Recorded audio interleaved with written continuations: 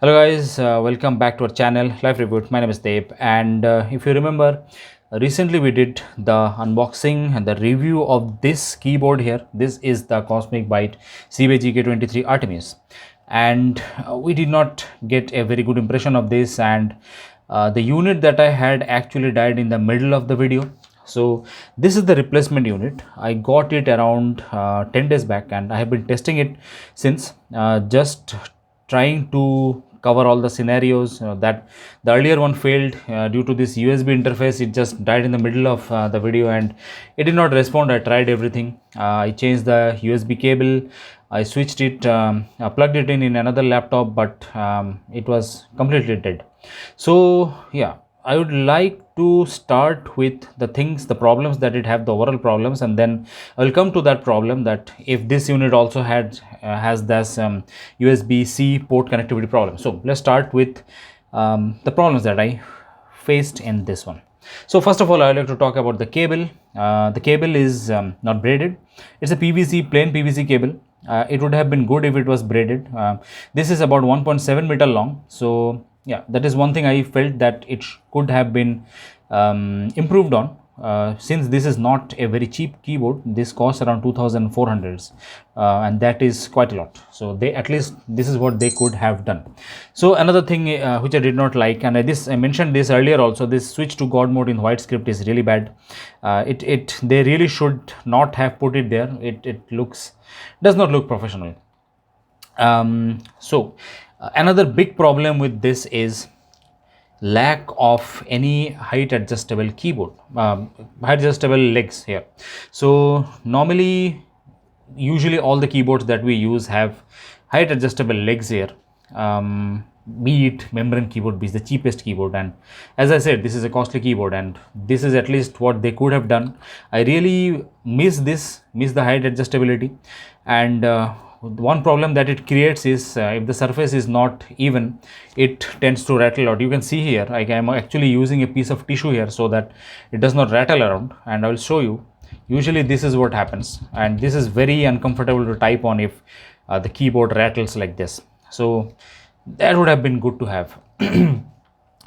Instead they gave a switch here. What it does is, if you toggle it, the keyboard, the light, RGB light, that gets switched off. But as I mentioned in my earlier video also, that actually is not needed, as you can do the same thing from here also, FN, and you can just decrease it and it turns off automatically. So I don't see the need of that. It could have been altogether deleted. Another thing, the problem that I faced is, which I thought they could have included, was a keycap remover. This is a mechanical keyboard. It uses Otemu Blue mechanical switches, very clicky. But the thing is, when I try to take out the keycaps, this is very hard. I would require something like a spoon or something like that to take it out, but they actually should have included a keycaps remover. These days, again, at this price point, almost all of the mechanical keyboards provide a keycaps remover with that, but sadly it's not here. Usually Cosmic Byte, they provide it with their other models. I don't know why they decided not to give it here. So the next problem that I faced here is the secondary text that you see here, F1, F2, F3, F4, these are just white paint, and this causes a problem when you are typing in the darkness. So why is this important in this? It is important because this is a 65% keyboard. This is 68 keys, and most of the keys double as a shortcut for something else. Usually in a full keyboard there is this layer here, there is a numpad, insert delete keys, which this does not have. So here this is very important.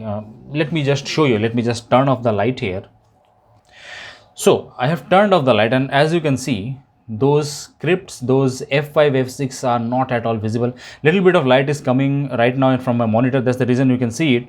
But even if I turn off my monitor, this will be totally, see, I am covering the light, and as you see, the secondary script is not at all visible. So what they could have done is, they could have also made this transparent, so that would have made life easier, especially since this is a 65% keyboard. Another problem with this keyboard is some of the keys per key lighting does not work. and that is a big problem. I have faced this problem with other Cosmic Byte keyboards also, but usually they fix it via the software updates. Let me show you. See, the K, this works well, the L works well, but when we come to this, well, let me just change it. Some of the modes it works, some of the mode it doesn't. Yeah, as you can see, L works, but these three, enter and tilde, comma, semicolon, these three keyboards, actually some of the modes does not work on this. But key lighting, the backlight, it usually, like when it's a static, when it's a breathing effect, these are all okay. But for a few, just for a few ones, I will show you. There was another one where it did not work.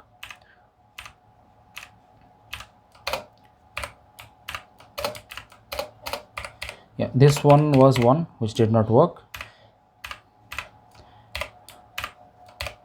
And yeah, so as you can see in this one, if I press the K key, the light starts from here. You can see the L, the light starts from here. But when I am doing the same for this semicolon, the light does not start from here. As you can see, it's totally dark and it starts from the surrounding. So this is one thing. Again, this is not a cheap keyboard, and they should have made sure that all the keys were working fine.